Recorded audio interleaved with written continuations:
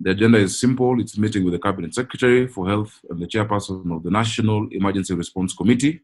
The 2 p.m. online meeting convened by the Senate Ad-Hoc Committee on COVID-19, chaired by Johnson Sakaja, aimed at hearing firsthand the state of the novel coronavirus pandemic in the country. This information was expected to be conveyed by Health Cabinet Secretary Mutahi Kagwe, but he did not turn up. He was instead represented by a team from the ministry, a situation the 7-member ad hoc committee was not comfortable with. Bwana CS, you can represent the CS in capacity as administratively committee. Some of the questions we have, especially for today, are centered around your ministry. But when we looked at this issue, we broke it into 5 thematic areas, which include economic and finance issues, food and water, social justice, public order, and other auxiliary issues that are supporting services that would need the answer from the response committee.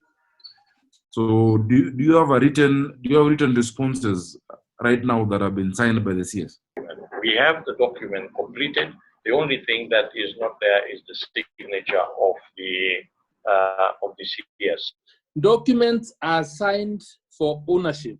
The Sakaja-led team then resolved to postpone the meeting until the Cabinet Secretary is available.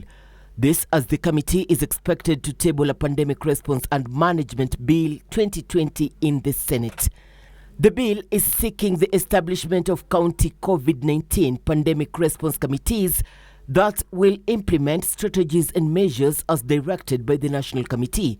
Additionally, the county committees will promote civic education and public awareness on the pandemic.